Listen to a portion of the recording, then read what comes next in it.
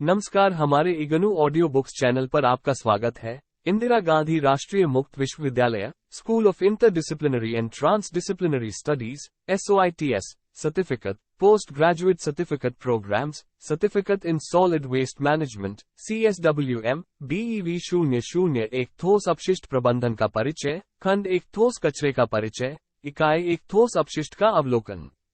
1.0 उद्देश्य। इस इकाई को पढ़ने के बाद आप निम्न जानकारी इकट्ठा कर सकते हैं।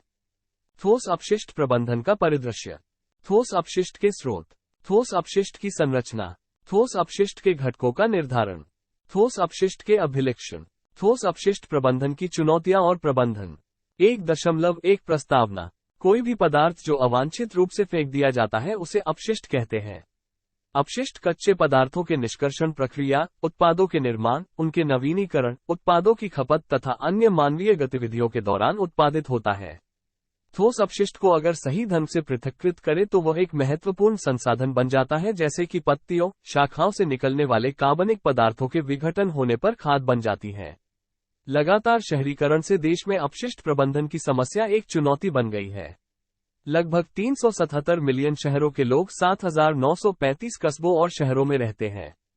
केंद्रीय प्रदूषण नियंत्रण बोर्ड की वार्षिक रिपोर्ट 2018-19 के अनुसार ठोस अपशिष्ट का उत्पादन लगभग 1,52,076.7 टन प्रतिदिन है, जिसमें 90% लगभग 135,000 टन प्रतिदिन एकत्रित किया जाता है एवं 20% लगभग 27,000 टन प्रतिदिन संसाधित किया जाता है और शेष 80% डंप साइट पर जाता है। ठोस अपशिष्ट का प्रबंधन शहर को साफ रखने के लिए नगर निकाय द्वारा की जाने वाली एक मूलभूत सेवा है। 1.2 ठोस अपशिष्ट प्रबंधन का परिदृश्य। ठोस अपशिष्ट उत्पादन वैश्विक, क्षेत्रीय और स्थानीय स्तर पर लगातार बढ़ती समस्या है। पिछले कुछ दशकों में भारत में नगर निकाय के ठोस अपशिष्ट उत्पादन में उल्लेखनीय वृद्धि हुई है। भारतीय शहरों में ठोस अपशिष्ट की मात्रा बढ़ रही है और देश में तेजी से जनसंख्या में वृद्धि और आर्थिक विकास के कारण ठोस अपशिष्ट प्रबंधन से जुड़ी चुनौतियां सबसे गंभीर समस्याओं में से एक है। हाल ही में बढ़ते शहरीकरण और आधुनिक जीवन शैली और इसकी संरचना में परिवर्तन के साथ नगर निकाय में ठोस अपशिष्ट की मात्रा तेजी से बढ़ रही है। ठोस अपशिष्ट का प्रबंधन शहर को साफ रखने के लिए नगर निकाय द्वारा की जाने वाली एक मूलभूत सेवा है, किंतु ठोस अपशिष्ट की बढ़ती संभावित समस्याओं में से एक समस्या भूमि की कमी है। केंद्रीय प्रदूषण नियंत्रण बोर्ड की वार्षिक रिपोर्ट 2018-19 के अनुसार ठोस अपशिष्ट का उत्पादन लगभग 1,52,076.7 टन प्रतिदिन है, जिसमें 90% लगभग 135,000 टन प्रतिदिन एकत्रित किया जाता है एवं 20% लगभग 27,000 टन प्रतिदिन संसाधित किया जाता है। ठोस अपशिष्ट में ठोस अथवा अर्ध ठोस घरेलू अपशिष्ट जैसे सैनिटरी अपशिष्ट, व्यावसायिक अपशिष्ट, इंस्टीट्यूशनल अपशिष्ट, कैटरिंग एवं मार्केट से निकलने वाला अपशिष्ट, घरों से स्ट्रीट स्वीपिंग, नालियों की सतह से निकलने वाला अपशिष्ट, बागवानी अपशिष्ट और उपचारित जैव चिकित्सा अपशिष्ट आता है। ठोस अपशिष्ट में औद्योगिक खतरनाक अपशिष्ट, कंस्ट्रक्शन एवं विध्वंस अपशिष्ट, जैव चिकित्सा अपशिष्ट एवं इलेक्ट्रॉनिक अपशिष्ट को शामिल नहीं किया गया है। ठोस अपशिष्ट को 3 प्रकार में विभाजित किया गया है। बायोडिग्रेडेबल, जैविक का अर्थ जैविक पदार्थ से होता है जो बायोलॉजिकल प्रक्रिया अथवा सूक्ष्म जीवों द्वारा विघटित होकर एक सरल, स्थिर यौगिक बनाते हैं। उदाहरण, सब्जियों के छिलके, बचा हुआ खाना, बागवानी अपशिष्ट आदि। 2. नॉन बायोडिग्रेडेबल, अजैविक अपशिष्ट बायोलॉजिकल प्रक्रिया द्वारा विघटित नहीं होता है।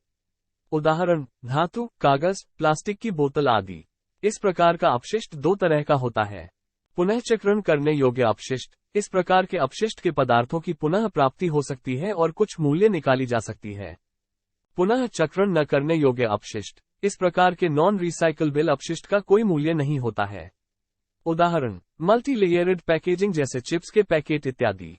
इस प्रकार के अपशिष्ट को RDF बनाने अथवा को प्रोसेसिंग जैसे सीमेंट इंडस्ट्रीज में कच्चे माल के रूप में उपयोग में लाया जा सकता है।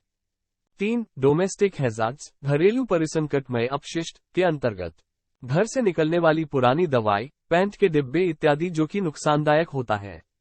सॉलिड वेस्ट मैनेजमेंट रूल्स 2016 के अंतर्गत घरों से निकलने वाले डोमेस्टिक हजार्डस, घरेलू परिसंकटमय अपशिष्ट को पृथक्कृत कर अलग से वेस्ट कलेक्टर को दे या फिर नगर पालिका द्वारा प्राधिकृत स्थान पर ही पहुंचाए, ताकि इस प्रकार का अपशिष्ट जैविक एवं अजैविक अपशिष्ट में ना मिश्रित हो पाए। इसके अलावा घरों से सैनिटरी वेस्ट भी उत्पादित होता है, जिसके अंतर्गत सैनिटरी नैपकिन्स, बच्चों एवं बड़ों के डायपर्स, कंडोम्स इत्यादि, जिनको सॉलिड वेस्ट मैनेजमेंट रूल्स 2016 के अंतर्गत घरों से निकलने वाले इस अपशिष्ट को अलग से इकट्ठा कर अखबार में लपेटकर अजैविक अपशिष्ट में डाले जाने का निर्देश दिया गया है।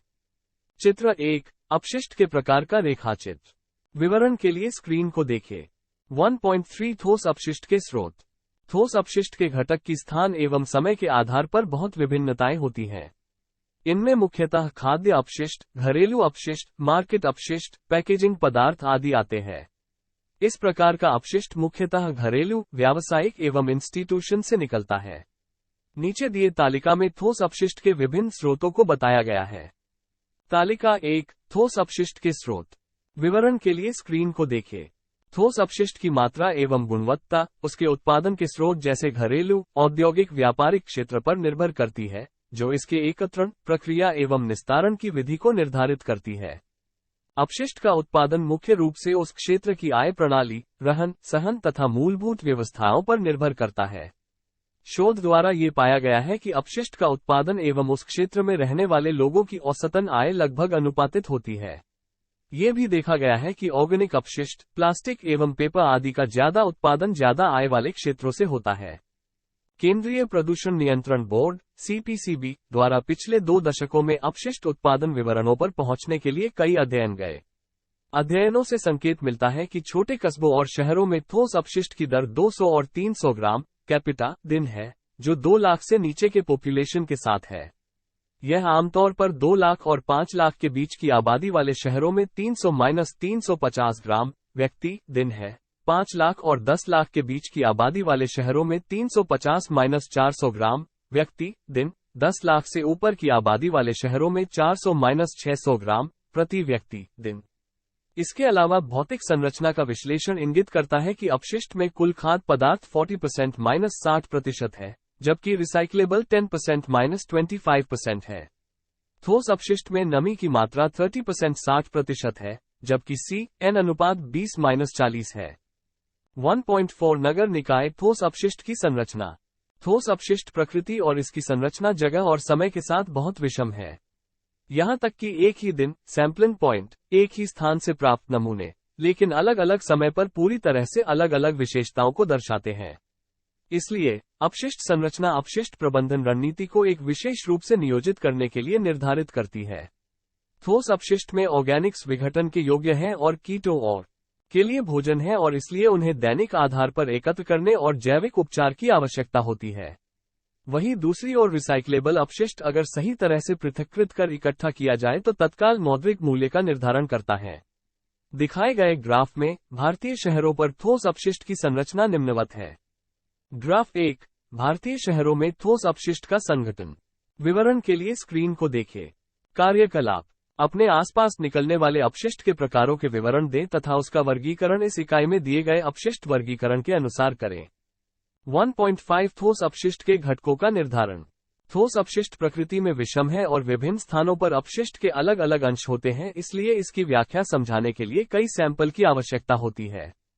सैंपल को अधिक प्रबंधित कर आकार में घटाया जाता है और उसका वर्गीकरण किया जाता है। सैंपल साइट का अभिज्ञान इस प्रक्रिया में सबसे मुख्य एवं महत्वपूर्ण पहलू है, जिसके अंतर्गत निम्न पहलुओं को अपनाना चाहिए। अपशिष्ट सैंपल साइटों और सैंपल की आवृत्ति का निर्धारण। सैंपल संग्रह साइटों का निर्धारण और आवासीय क्षेत्रों, मलिन बस्तियों सहित वाणिज्यिक, व्यवसाय और बाजार क्षेत्रों, सब्जी बाजार, मांस बाजार, बूचड़खाने, अनाज बाजार आदि सहित अपशिष्ट उत्पादन के प्रमुख स्रोतों को शामिल करना स्रोतों को शामिल कर चाहिए। सैंपल साइट का निर्धारण नगर निकाय के सभी आय समूह के क्षेत्रों सहित होना चाहिए। इन सभी साइट से पृथक्कृत ठोस अपशिष्ट की एक निर्धारित मात्रा को संग्रहित करना चाहिए। इसके पश्चात पृथक्कृत किए अपशिष्ट की मात्रा को परिमाणित किया जा सकता है। चित्र 2, ठोस अपशिष्ट के घटकों का निर्धारण। विवरण के लिए स्क्रीन को देखें। 1.6 ठोस अपशिष्ट के अभिलक्षण। ठोस अपशिष्ट का अनुरूप तरीके से हस्तांतरण, प्रबंधन, निस्तारण करने की योजना करने से पहले उसका भौतिक, रासायनिक और जैव रासायनिक के विभिन्न मापदंडों द्वारा विश्लेषण करना अनिवार्य होता है। ठोस अपशिष्ट के उत्पादन के स्रोत के आधार पर उसके भौतिक, रासायनिक अपघटक बदल जाते हैं। निस्तारित किया गया अपशिष्ट लैंडफिल में इसके विभिन्न अपघटित तत्वों द्वारा जहरीली गैसों का उत्पादन, लीचे आदि की समस्या उत्पन्न करते हैं। अपशिष्ट के विभिन्न भौतिक एवं रासायनिक अभिलक्षण निम्न प्रकार दिए गए हैं। 1.6.1 भौतिक अभिलक्षण। ठोस अपशिष्ट की निस्तारण सुविधा की संरचना और उपकरणों का चुनाव करने के लिए ठोस अपशिष्ट के भौतिक लक्षणों की जानकारी होना महत्वपूर्ण है। अपशिष्ट का संग्रहण, एकत्रण, ट्रांसपोर्ट व्हीकल और प्रोसेसिंग साइट का संचालन अपशिष्ट के संघनन पर निर्भर करता है। पृथक्कृत ठोस अपशिष्ट को स्थानांतरण स्टेशन से प्रसंस्करण, प्रोसेसिंग साइट, सुविधा केंद्र को उसके लिए सुनिश्चित ट्रांसपोर्टेशन व्हीकल में ले जाया जाता है। कम घनत्व वाले अजैविक ठोस अपशिष्ट जैसे पैकेजिंग वेस्ट एवं प्लास्टिक कॉम्पैक्टर के द्वारा ज्यादा प्रभावी ढंग से संघनित हो जाते हैं। इनका संघनन का अनुपात 2.5:1 पाया गया है। इसके अलावा अपशिष्ट के कणों के आकार के वितरण को मापना अति अनिवार्य है, क्योंकि इसके आधार पर श्रेडर एवं सेपरेटर आदि मशीनों की संरचना को सुनिश्चित किया जा सकता है। 1.6.2 रासायनिक अभिलक्षण। गीले अपशिष्ट का रासायनिक अभिलक्षण को मापना उसके प्रभावपूर्ण उपचार प्रक्रिया के लिए आवश्यक है। इसमें अपशिष्ट का पीएच, नाइट्रोजन, फास्फोरस तथा पोटेशियम, एनपीके, कुल ऑर्गेनिक कार्बन, सीएन अनुपात शामिल है। 1.6.3 जैव रसायन अभिलक्षण। इसमें कार्बोहाइड्रेट्स, प्रोटीन्स, नेचुरल फाइबर और अपघटित होने वाले कारक शामिल है। विषाक्तता, टॉक्सिसिटी। ठोस अपशिष्ट की टॉक्सिसिटी में उसमें पाए जाने वाले heavy metals, persistent organic pollutants, pesticides और इंसेक्टिसाइड्स आते हैं। अपशिष्ट की विषाक्तता के सुनिश्चित करने के लिए विषाक्तता अभिलक्षण लीचिंग प्रक्रिया का उपयोग किया जाता है। 1.7 ठोस अपशिष्ट प्रबंधन की चुनौतियां और प्रबंधन।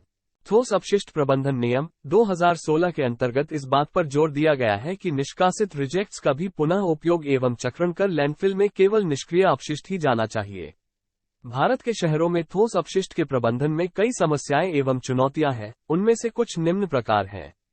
अपशिष्ट के परिचालन हेतु अप्रभावी परिवहन व्यवस्था, प्राथमिक अपशिष्ट एकत्रण सुविधा तथा अन्य मूलभूत व्यवस्थाओं का अभाव, पृथक्करण के बारे में पर्याप्त जानकारी का अभाव, आर्थिक स्रोतों की कमी से उपकरणों एवं आधुनिक परिवहन सुविधा का अभाव, जागरूकता, शिक्षा एवं अभिप्रेरणा का अभाव, घरों से अपशिष्ट प्रबंधन हेतु सहयोग की कमी, उचित तरीके से ठोस अपशिष्ट के एकत्रण का अभाव। एक प्रभावपूर्ण अपशिष्ट प्रबंधन के लिए अपशिष्ट को पुनः चक्रण एवं अन्य उचित तकनीकी को अपनाना चाहिए। इस संदर्भ में नीचे दिए गए चार्ट में कुछ पद्धतियां दी गई हैं, जिसमें अपशिष्ट प्रबंधन के अनुक्रम को समझाया गया है। चित्र 3, अपशिष्ट प्रबंधन के अनुक्रम की पद्धतियां। विवरण के लिए स्क्रीन को देखें। चित्र 4, प्रभावपूर्ण अपशिष्ट प्रबंधन। 1.9 केंद्रीय प्रदूषण नियंत्रण बोर्ड की वार्षिक रिपोर्ट 2018-19 के अनुसार ठोस अपशिष्ट का उत्पादन लगभग 1,52,076.7 टन प्रतिदिन है, जिसमें 90% लगभग 135,000 टन प्रतिदिन एकत्रित किया जाता है एवं 20% लगभग 27,000 टन प्रतिदिन संसाधित किया जाता है और शेष 80% डंप साइट पर जाता है। ठोस अपशिष्ट को 3 प्रकार में विभाजित किया गया है: बायोडिग्रेडेबल, नॉन बायोडिग्रेडेबल एवं डोमेस्टिक हजार्डस। ठोस अपशिष्ट के उत्पादन के स्रोत के आधार पर उसके भौतिक, रासायनिक अपघटक बदल जाते हैं। एक प्रभावपूर्ण अपशिष्ट प्रबंधन के लिए अपशिष्ट का पुनःचक्रण एवं अन्य उचित तकनीकी को अपनाना चाहिए। धन्यवाद। मिलते हैं अगले वीडियो में अगले पाठ के साथ।